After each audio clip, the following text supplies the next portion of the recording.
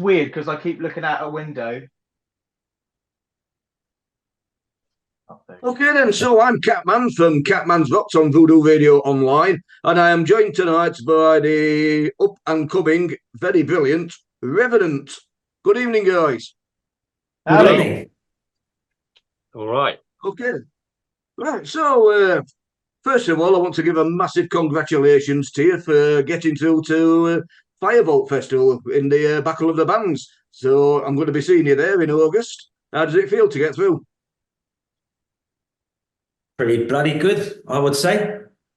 It was quite, at one point, I didn't think we was going to. Competition was quite tough, there's some good bands there. Yep. And, we was from out of town as well. We traveled quite a long way. So, yeah, it was a bit of a, although he's quietly confident, it was touch and go at some point for me. But, when there's a name at the end of it, that's all that matters, isn't it? Yeah. Can't wait to see you. I was just going to say, we thought as well, with us being the Southerners there, and and all the other bands from up north, they might have just thought, we won't bother putting them through. But no, it was all right. It's but no, like Carl said, the other bands were brilliant. They were tough, and we were like, oh god, this is going to be very difficult. But yeah, we kind of stood at the back near the bar actually when they were announcing it, and we were kind of all going, it won't be us, it won't be us. And then they read our name out, and we were like, oh, okay, fair enough. It was yourselves and We Three Kings, isn't it? That's yes, it. Yeah, they were really good. Yeah, very good. They were my favourite of the night. Yeah. Obviously, apart from us. Well, it's fantastic news that you've got through, guys. So, what got you all into music? How did the band begin, and where did your name come from? Well, so Matt and I were in a previous band, and we both kind of got back into music after having a period out, and we then decided we wanted to flex our creative muscles a little bit. So Matt and I decided to get in a room together, and I text Carl and asked him. Carl is the busiest man in the world musically. I've never known anyone so busy. But I texted him and said, "Listen, do you know anybody that might be up for like a southern rock project?" And within about 5 minutes, Carl went, "Yes, okay, mate, I'll do it." And then Matt got Robin, but I think you should tell him about how you got Robin, because that wasn't conventional either, was it? No, well, I mean, I know Robin anyway because he lives near me, and obviously being in the music scene locally, you just get to know who's who, I guess. And I knew he was a bass player. I knew he was a nice guy, and obviously he looks pretty cool, and he's very unique. He's 6'6", and he's very tall. He stands out a million miles away. But we were just in the pub one day. We were just having a beer, and I just said, "Oh yeah, I've put this new band together with Sam. Do you want to play bass?" And he was like, "Yeah, I'll come and try out."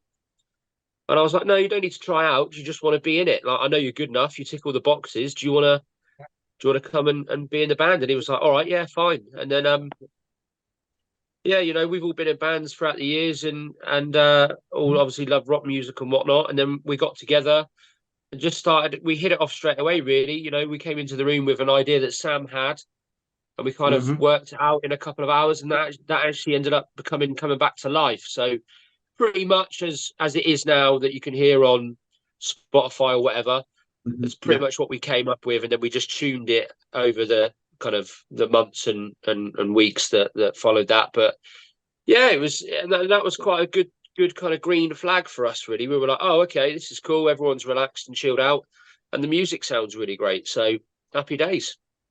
Yeah. Well, I've got to say, it sounded absolutely great. And as you know, I'm a big fan and played you several times on the show and will continue to do so.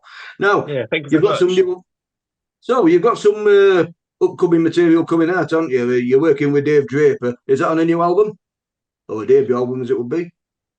Well, yeah, it will be. Yeah, we had a conversation about this the other day, didn't we? But basically, we've just put the EP out, which is called "What a Time to Be Alive." So it's just a 5-track EP. We kind of, obviously, you don't know where things are going to go and what's going to happen. So we kind of had the plan of, we got together, funnily enough, around this time last year, and then we got in the studio and then we were like, oh, okay, we'll put an EP out. And then we weren't sure what the timeline was going to look like, but obviously it's ended up coming out last week. And then in that time of recording since last May, obviously being the live band that we are, where we want to go out and gig everywhere, we need to have material. So we're always writing and writing and writing. And yeah, we've just come up with some well, a lot of good new stuff really. But Dave Draper is our kind of, I don't know, he's just phenomenal at what he does. I mean, Carl's known him for a long time.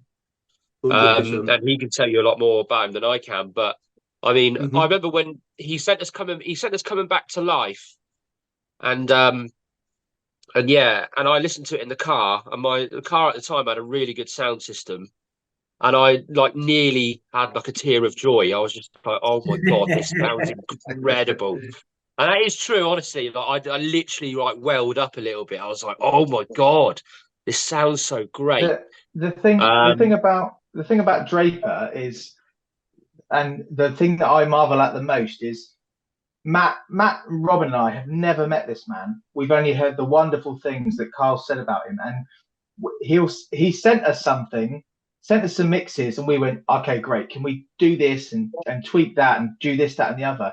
And then he sent it back within hours or days, and it's just like, what has he done to this? Like, it's mental. Yeah. I've also to kind of worked with him for years now over a number of projects, and it's sort of like, you know, we've got an understanding. We can work quite quickly now, and you know, he knows how to get the best out of me, and I know how to sort of like deliver what he needs in terms of recording. So yeah, it works really well. He's a clever cookie, that guy. Yeah. So, who are your main influences then?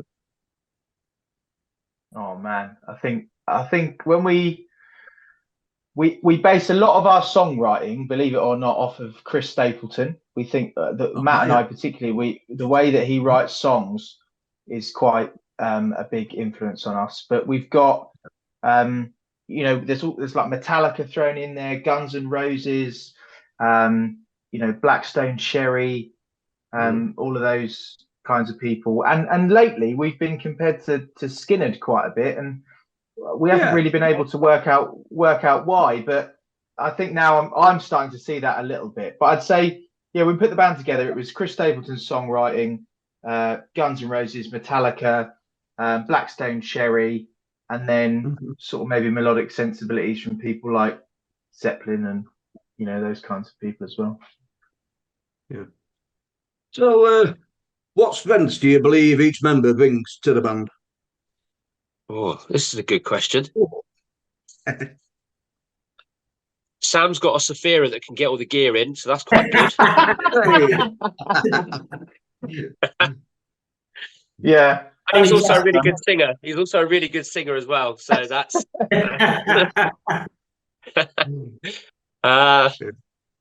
Robin's got red shiny boots. He has got some boots. Yeah. I think, right, in all seriousness, I think from my point of view, Matt is really, really good. Not only is he good at playing his instrument and backing me up, but he can see the overall picture. He can see what a song is going to look like from like a bird's eye view, if you like, and that's super important because when we're writing these things, particularly from my point of view as a guitar player, I tend to see the guitar bit and see the vocal bit and maybe not look at the wider thing. So Matt's really good at that. Carl, sorry, I apologize in advance, Carl. Carl's not just a drummer. Carl is not afraid to stand up and go, well, actually, can you try that? Let's try taking this bit and putting it over here. Can you play something a bit closer to this? Or even down to lyrics, you know, that can we change that lyric? Can that go a little bit like this? And Robin, as he's grown into the band and got more confident, it's much the same really. His background is sound engineering, so he's a good measure for that in terms of what can we sound like and how can it um, how can it sound big and that kind of thing. But most importantly, from each member of the band, I think that we're all really good, particularly now we've done enough live shows together and been in the studio enough times. We're really good at pushing each other, and we're really good at making each other play to the best of our abilities, and that's super exciting. Yeah. So I'm going. No, I was just going to say, I think one thing that we're very good at as well is musically, and when we play live as well, is just giving each other space. Like we all know not to kind of overdo it necessarily musically. So obviously when you come to the writing the song and recording it, there's space for the listener to be brought in. But also in a live show, you know, like me and Sam learned from our last frontman, who would always try and take all the attention, and you know, when you're playing a guitar solo, like they're coming stood next to you all the time, and because you're the one getting all the attention kind of thing, and you're like, right, okay, so you know, we know when Sam's doing a guitar solo, he goes at the front and he's the singer that's all of a sudden busts into a guitar solo. Cool. The three of us, me, Robin, and Carl, we go back and jam with each other, you know, and because we're not at the front doing the flashy bit, we go and jam and make it sound good in the back. And you know, again, we do that on the records, but there's a very good connection in this band, and we're very, very good at just. I say our strength as a band is just reading each other, and you know, I can't envisage this band being a band that like really ever falls out or has arguments, because we just know what works and we just kind of get on with it, really. You know, it's that there's no kind of, I wouldn't necessarily say there's a leader, there's no kind of ego that's there that goes, hey, right, this is what we're doing, this is what it's going to sound like. It's just a team collaboration thing that goes, right, are you happy with this? Do you like this? Is there anything you don't like? Okay, cool. We all agreed on that. Brilliant. Right, let's go. You know, and that's a great thing. I think that we've gelled very quickly. Yeah. What's your favourite part then of playing live? You know, what do you like most about it? Oh, go on, Carl. You can have that. Oh, sorry. Can you repeat the question? I can. Yeah. What's your favourite part of playing live?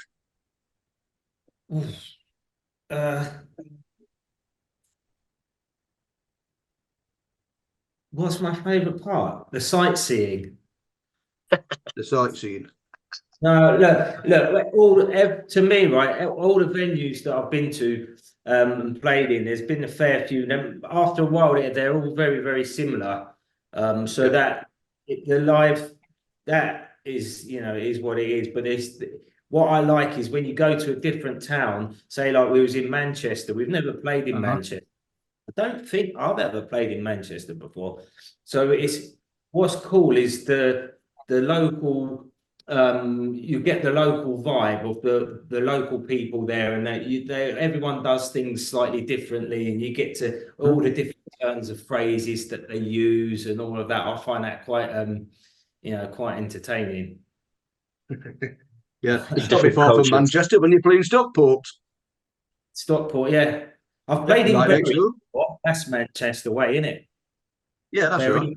Yeah, I've played there before. Yeah. It's, you know, there's a lot of time that goes into playing live, you know, to play for half an hour, 45 minutes or an hour, whatever. There's a lot of prep that goes into that. But I think once we hit that first big chord and then, you know, the big wall of noise comes out, I think that's always a big rush for me, you know, and then we're in and we're off. And it's always just really nice speaking to people afterwards that, you know, do praise us a lot and give us a lot of compliments, and we're like, oh, okay, great, you know, like, this is brilliant, you know. I think it's nice to get that, and you know, just try and do it as much as we can. But yeah, we're smashing it live at the moment. It's really good. It's great. Yeah. So if you guys could perform with any artist or other band, either dead or alive, who would it be and why? Oh God, what a question.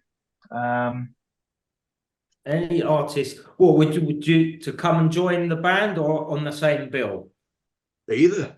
To collaborate as a to do a collaboration? You know, like I think it'd be good. I think it'd be good, right, to be around in the 70s. Yeah, I think a lot of those 70s bands just sort of just there wasn't really many rules to follow, and they just kind of did whatever they wanted to do and what felt good, and they Yeah. experimented a lot. So yeah, I mean, I think it's an easy one to say Zeppelin, but from that era, someone from that era, I think that would be cool for me. My favourite band ever, Zeppelin. Mate, That's he such a is a hell of a drummer, that John Bonham. Yeah, He I'm a certainly big fan was. of his. What about you, Sam? Who would it be? Who would you want to? I think I'd love to write a song with Slash purely because Slash was my first real guitar hero, and the our latest single, The Healer, the solo's been compared quite a bit to being Slash-esque, and I'd love to just I don't even need to play. He can do it all, but I just think it'd be wicked to have that kind of person play on something that we'd written. Oh yeah, that I'd like to hear. Mm. Yeah, that'd be it. I think if it was a collaboration thing, for me it would be Hetfield. I think I would have I'd like to. Well, I said this to Carl yesterday. I think actually, I was like, I don't know how it came up, but I'd love to write some songs with him. I think that would be great. I've Yeah. got quite a similar kind of guitar style to him, so I Mhm. think that would be because he's always been my main influence, really. So I think that would be my number one choice, Mr. Hetfield. Yeah. So then, quick fire question: beers or spirits? Beers, Or beers. Oh, what? Spirits. Good man. drummers. I can't I believe like none of you that said. personally, I but can't believe no one said both. Yeah, I'll be on the floor if it was both. It's my usual treat. You'll probably see that at Firebolt. Yeah, we'll Okay probably be then. the So same. yeah. So then, all years together, have you ever had any really funny moments? Any Spinal Tap moments that you can share with us? Oh my God. Like I think the very first one we had, our very first gig that we played, um, we were all super looking forward to it as you Oh yeah, do, and yeah. we we tuned everything and everything was ready to go, and then in the first few minutes of us playing Coming Back to Life, Robin realised that his bass wasn't even like really out of tune. It was slightly out of tune, and it was horrible. But credit to him, he just got to a point. He thought, "I'm just going to have to stop. I'm just going to have to stop, and I'm just going to tune it, and then we'll be back where we were." And then the second one is we were playing at the Face Bar in Reading, and the song "Rolling on My Back," I hands down is one of the best set of lyrics I think I've ever written, and I love playing that song. And it was right at the end of the set. We made sure everything was together in tune. It came into that when the whole band comes in, and I hit my guitar, and the whole thing was just horrible. And the worst thing about it was I then tried to play the guitar solo with an out of tune guitar, and I didn't know what was going on. And Matt was in my ear going, "Just stop, Sam. Just stop." Yeah.